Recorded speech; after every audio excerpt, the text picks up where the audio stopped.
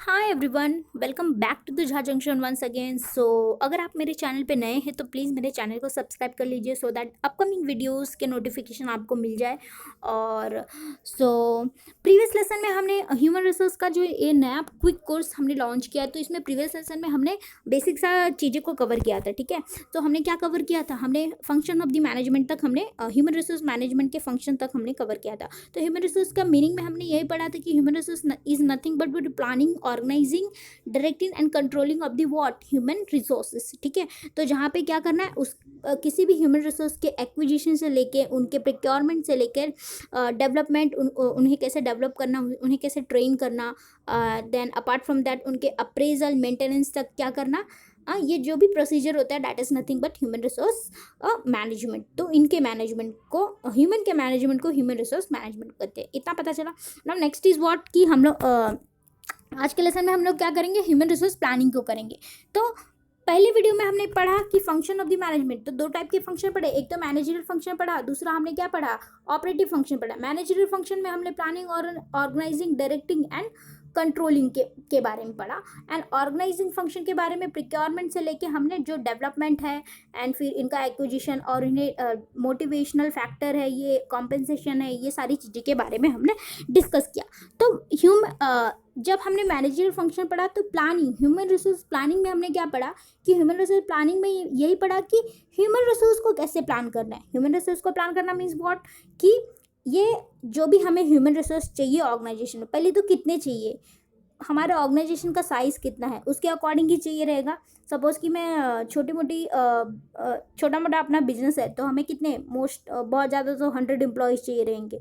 ठीक है, I am not Ambani. ठीक है, तो लेकिन अगर कोई बड़ा है तो उसे उसके अकॉर्डिंग चाहिए। तो पहले तो ये डिफाइन करना, फिर कौन कौन से सोर्सेज से हम लोग लाएंगे, स्किल चाहिए कि सेमी स्किल चाहिए या फिर सेकेंड टाइप की हमें चाहिए कुछ। ठीक है, तो ये हुआ। नाउ वो कहाँ कहाँ से आएंगे, ये सोर्सेज कौन कौन से रहेंगे रिक्रूटमेंट एंड सिलेक्शन के। तो ये फैक्टर्स को कंसिडर करके क्या किया जाता है, प्लानिंग किया जाता है और किसी भी ऑर्गेनाइजेशन के प्लान्स एंड पॉलिसी की। तो HR ह्यूमन रिसोर्स प्लानिंग यही है। चलो देखते हैं अभी, very important. Human resource planning में देखिए मीनिंग क्या है। Human resource planning is concern with the planning of the future man power requirement in the organization. किसी भी ऑर्गेनाइजेशन में जो फ्यूचर में मैन पावर रिक्वायर्ड है उसको क्या करना, प्लान करना। HR manager ensure that a company has the right type of the people at the right number at the right time and place who are trained and motivated to do the right kind of the work at the right time. Now what does it mean? क्या कर रहा है कि future जो भी employees आएंगे अपने organisation में उसे क्या करना, प्लान करना। That is nothing but human resource planning. और उसके अलावा क्या करना कि राइट टाइप ऑफ पीपल को क्या करना है, राइट प्लेस पे देना है काम, at the right time at the right number. ठीक है, मतलब कि कोई भी ऑर्गेनाइजेशन क्या करता है, अपने कॉस्ट एंड बेनिफिट रेशियो को क्या करता है, मैच करके चलता है। कॉस्ट ज़्यादा नहीं होना चाहिए। ठीक है, तो उसके लिए वो क्या करता है, अब ये प्लानिंग में क्या कंसिडर करेंगे, राइट टाइम पे होना चाहिए। देखिए ह्यूमन रिसोर्स प्लानिंग की बात नहीं, कोई भी प्लानिंग की अगर मैं बात करूँ तो हमें क्या क्या करना है, राइट टाइम पे कोई भी काम करना है, एट अ राइट प्लेस पे। ठीक है, और राइट नंबर में। ये मतलब कहने का मतलब ये कि एक जॉब जो पोजीशन है वहाँ पे राइट पर्सन को बैठना चाहिए जो उसके लिए एलिजिबल है। ठीक है, उसको बाइफरकेट करके राइट टाइम पे करना चाहिए और राइट प्लेस पे करना चाहिए। तो ये मोस्ट इम्पॉर्टेंट है ये। ठीक है, तो ये हमने स्टाफिंग वगैरह में भी पढ़ा था।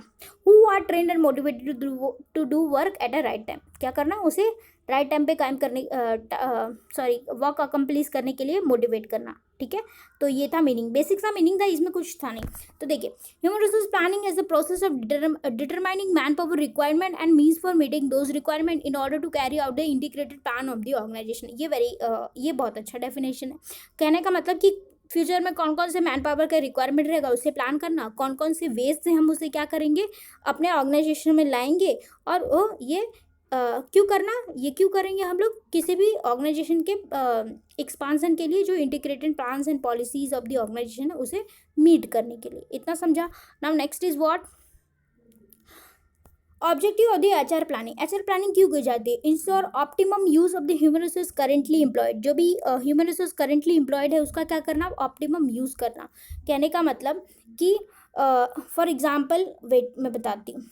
मैंने पहले ही कहा कि कॉस्ट एंड बेनिफिट रेशियो को सब लोग मिला के चलते हैं, ठीक है। अगर 10% का रिक्वायरमेंट है तो 10% should be there, it should not be 16, मतलब मोर देन और less than, it should not be 6, ठीक है। ना ज़्यादा रहने चाहिए ना कम रहने चाहिए। कम रहेगा तो फिर वो वर्कफोर्स जो उस उन पे प्रेशर आएगा और दैट्स वाई क्या होगा कि मोटिवेशनल फैक्टर कम होगा। अगर ज़्यादा रहे तो ऑब्वियस सी बात है हमारा कॉस्ट जाएगा और टाइम वेस्ट ज़्यादा होगा, ठीक है। तो ये फैक्टर है। Now second is what, access और forecast future skill requirement of the organisation overall objective. अब फ्यूचर में कौन कौन से टाइप के स्किल हमें क्या करेंगे, रिक्वायर्ड रहेंगे। सपोज मार्केटिंग में हमें चाहिए तो हमें कौन कौन से सेल्स पर्सनल चाहिए, तो ये हमें डिफाइन करके चलना है।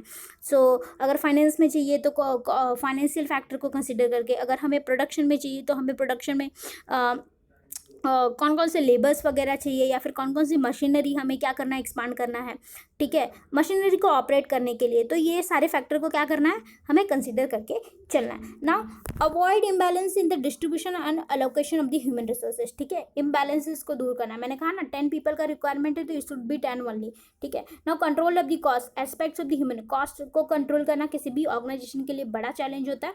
Now formulate transfer and promotion policies, और एचआर प्लानिंग इसलिए भी नेसेसरी है ताकि क्या हो सके। सपोज कि ये कोई बिजनेस है, ठीक है, इसका कुछ भी नाम देते हैं, ठीक है। ये एचआर करके एक बिजनेस है। इसमें क्या है कि इसके 2 ब्रांच है, 1 और 2, और यहाँ पे इसी रिक्वायरमेंट है 10 पीपल की, और यहाँ पे इसके 20 है। यहाँ पे भी रिक्वायरमेंट है कितनी की, 10 की, ठीक है। यहाँ पे 20 है और यहाँ पे 10 पीपल है, बट यहाँ पे इसे 20 चाहिए, तो ये यहाँ के 10 क्या करेंगे, यहाँ पे आ जाएंगे। तो कहने का मतलब ये ट्रांसफ़र के थ्रू क्या हो रहा है, पॉसिबल हो रहा है ट्रांसफ़र करना। मतलब किसी भी पर्सन ह्यूमन रिसोर्स को कैसे ऑर्गेनाइजेशन, अगर प्रमोशन किया तो वो that vacancy it should be filled, तो ऐसा, ठीक है। तो ये हुआ बात। नाउ ये इम्पॉर्टेंट है, ये आया मेन पॉइंट। वो सब तो क्या था कि लॉजिकल वे में था कि हम लोग क्यों करते हैं भाई, प्लानिंग क्यों करते हैं। प्लानिंग यही करते हैं कि राइट टाइम पे अपना काम हो जाना चाहिए थ्रू राइट सोर्स से। अगर मैं एग्ज़ाम के पर्सपेक्टिव से भी बात करूँ तो हमें क्विक में क्या करना है, बहुत सारी चीज़ें, बहुत सारे नोट्स नहीं रखने, एक ही नोट्स रखने, बट उसे क्या करना है, वाइबल थॉरो रीडिंग करनी है। कौन कौन से सोर्सेस से हमें पढ़ना है, गूगल सर्च के थ्रू, कौन कौन से चैनल के थ्रू। तो ये हो गया अपना planning related to what, our preparation, ठीक है। और राइट टाइम पे करना है। सपोज़ कि जुलाई में एग्ज़ाम है तो हमें मई में नहीं बुक उठाना है, अदरवाइज पॉसिबल नहीं होगा, या फिर जून में बुक नहीं उठाना है, it would not be possible, ठीक है। तो ऐसा होता है, मतलब क्विक में करने के लिए। अदरवाइज कि थोड़ा करके हमेशा से कंसिस्टेंटली पढ़ना चाहिए। मैं ये नहीं बोल रही कि पूरे 5 और 6 आवर्स हमें डिवोट करने चाहिए, बट कंसिस्टेंटली हम लोग थोड़ा पढ़ते हैं तो वो हमें क्या होता है, बेनिफिट होता है, रादर दैन कि लास्ट के 10 डेज़ में हम लोग पढ़े और हम लोग सोचे कि नेट हो जाएगा या फिर कुछ नहीं। लास्ट के 10 डेज़ में कुछ भी नहीं होगा, ठीक है। सो हमें बेसिक से ही प्रिपेयर करते रहना है, इतना समझा, ठीक है। लास्ट के 10 डेज़ में रिवीजन होता है, वो रिवीजन हम लोग क्विक में कर सकते हैं, ठीक है। तो देखते हैं अभी। Now next is what, analysis of the organization plans and objective. Human resource के प्लानिंग में कौन कौन से स्टेप होते हैं। तो पहला क्या है, analysis of organizational plans and objective. Second is forecasting demand for human resources. Then third is forecasting supply of the human resources. Then fourth one is estimating man power gaps and matching demand and supply. Now what does it mean, मैं बताती हूँ। पहले तो क्या किया, किसी भी organisation में क्या किया कि मेरे प्लान्स एंड ऑब्जेक्टिव क्या है, उसके अकॉर्डिंग ही मुझे कितना रिक्वायरमेंट में मैं ये देखूँगी कि मेरा बिजनेस बड़ा है कि छोटा है। मुझे बहुत बड़ा बिजनेस फ्रेम करना है, मुझे ब्रांचेस के एक्सपांसन करने, तो ऑब्वियस सी बात है मोर एंड मोर एम्प्लॉयज़ का क्या रहेगा, रिक्वायरमेंट रहेगा। फिर second is forecasting demand for the human resources, ठीक है। कौन कौन से डिपार्टमेंट में, सपोज प्रोडक्शन में है कि मार्केटिंग में है कि फाइनेंस में है, कौन कौन से डिपार्टमेंट में है हमें रिक्वायरमेंट, तो उसके अकॉर्डिंग हमें क्या चाहिए, पर्टिकुलर इंडिविजुअल का क्या रहेगा, रिक्वायरमेंट रहेगा, अकॉर्डिंग टू दैट, ठीक। Third one is forecasting supply of the human resources, मतलब कि ह्यूमन रिसोर्स का सप्लाई कौन कौन से वेज के थ्रू होगा। तो ये थर्ड स्टेप है, मतलब इंटरनल रहेगा कि एक्सटर्नल रहेगा। Within the organization possible है कि बाहर से हमें रिक्रूट करना पड़ेगा, कौन कौन से चैनल के through. Now fourth one is estimating man power gap को डिफाइन करना। सपोज कि मुझे 10 का रिक्वायरमेंट है और अप्लीकेंट कितने आ गए, ठीक है, सपोज 100 आ गए तो बट मुझे 10 ही चाहिए ना, तो 100 आ गए तो मुझे वन ऑफ दी जो भी बेस्ट रहेंगे इसमें से उसको क्या करना है, सेलेक्ट करना है, ठीक है। तो लास्ट वन इज क्या, मैचिंग डिमांड एंड सप्लाई, जितना डिमांड है 10 तो उतना ही सप्लाई रहना चाहिए 10, नाइदर लेस नॉर मोर, इतना समझा। नाउ नेक्स्ट इज व्हाट, तो देखते वेरी क्विकली इसे क्या करते हैं, रीड करते हैं। Analysis of the organization plans and objective, यही बात बोल रहा है, human resource planning is a part of the overall plans of the organization, plans concerning technology, production, marketing, finance, expansion and diversification given to idea about the volume, the future work और activity. मैंने पहले ही कहा कि branches को expand करना है, तो अगर एक्सपांसन एंड डाइवर्सिफिकेशन से रिलेटेड है तो ऑब्वियस सी बात है कि हमें मोर एंड मोर एम्प्लॉयज़ का रिक्वायरमेंट होगा ना। Second is what, forecasting demand for the human resources, human resources के डिमांड को क्या करना, फॉरकास्ट करना। तो कहाँ कहाँ से करेंगे, देखते पहले। First, to determine and to identify present and prospective needs of the human resource, to discover and recruit the required number of the person, to select the right number of and type from the available people to hire place in the position for which they are qualified। क्या करना कि discover करना recruitment के लिए, फिर उन्हें select करना, recruitment के बाद सिलेक्शन, ठीक है। Recruitment is positive, selection is negative, वो हम लोग पढ़ेंगे। क्यों निगेटिव, क्योंकि वहाँ पे सेलेक्टेड इंडिविजुअल को लेना है। सपोज 100 आ गए तो हमें क्या करना है, 10 को ही लेना है, तो ये फैक्टर है। फिर क्या करना, उन्हें एक जहाँ हायर करना और उसे क्या करना, वैसे पोजीशन पे फिल करना जहाँ पे वो क्या हो, राइट हो, फिट बैठते हो, ठीक है। और now which they are qualified, ये हुआ, तो ये डिमांड से रिलेटेड होगा। Third one is supply of the, while allocating man power to different department, care has to be taken to consider appointment based on the promotion and transfer, ठीक है। Supply factor को क्या करना, balance करके चलना कि कहाँ प्रमोशन हुआ तो वहाँ के वैकेंट सीट को कैसे फिल करना है, कैसे ट्रांसफर करना है। तो these policies are part of the human resource planning, तो इसको करना। नाउ कौन कौन से सोर्सेज से सप्लाई पॉसिबल है। Now estimating man power gap में क्या है, नेट ह्यूमन रिसोर्स रिक्वायरमेंट और man power gap can be identified by comparing demand and supply forecast. Such comparison will reveal either deficit और surplus of the human resource in the future. Deficit suggest the number of the person to be recruited from outside, whereas the surplus employees retained to be redeploy और terminated. Wait, मैं इसका meaning बताती हूँ। देखिए, suppose कि deficit है, मैंने पहले कहा ना 10 पीपल चाहिए, मुझे कितने चाहिए, 10 चाहिए। डेफिशिट है मतलब क्या कि मुझे मिल नहीं रहे, मुझे कितने मिले, 5 ही मिले, तो कितने का डेफिसिट आ रहा है, 5 का डेफिसिट आ रहा है। तो ये 5 पर्सन को क्या करना, मुझे बाहर से रिक्रूटमेंट करना पड़ेगा, बाहर से लेना पड़ेगा। नाउ सपोज कि मुझे 10 चाहिए और मेरे ऑर्गेनाइजेशन में मुझे पता चला कि सपोज 15 है, ठीक है। तो या फिर 100, अगर मैंने बाहर से भी लिया तो 100 एप्लीकेंट आ गए, तो मुझे 10 को ही लेना है ना, तो उसे क्या करना है, बाकी 90 को हटा देना पड़ेगा। या फिर मेरे ऑर्गेनाइजेशन में 10 का रिक्वायरमेंट है और है कितने, 15, तो ये 5 को क्या करना पड़ेगा मुझे, ये 5 को टर्मिनेट करना पड़ेगा वीआरएस के थ्रू या फिर कोई भी अदर सोर्सेज के थ्रू मुझे क्या करना पड़ेगा, इन्हें हटाना पड़ेगा, ठीक है, क्योंकि मुझे 10 का ही रिक्वायरमेंट है।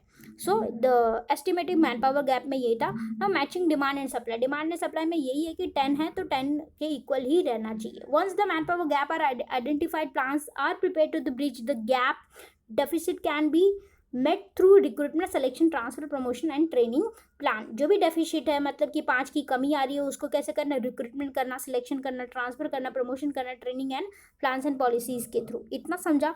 सो यही था बेसिक सा कि देखिए इसे, ये इंसिडेंट को इतना डीप में नहीं लेने का, इसे ऐसे लेने का कि कोई भी हम लोग पर्टिकुलर चीज़ को परचेस करने जाते हैं तो हम लोग प्लान बनाते हैं, फिर डिमांड के सोर्सेज देखते हैं और फिर सप्लाई कहाँ कहाँ मिलेगा वो मार्केट प्लेस हम लोग आइडेंटिफाई करेंगे, फिर हमारे पास कितने रुपए है और वो उसका प्रोडक्ट का कॉस्ट कितना है, उसके अकॉर्डिंग हम लोग क्या करेंगे, मैचिंग करेंगे और एस्टिमेट करेंगे। फिर एस्टिमेट करके कि मुझे सपोज कि मेरे पास 10 रुपये ही है तो मुझे 10 रुपये की चीज़ ही लेना है, ठीक है।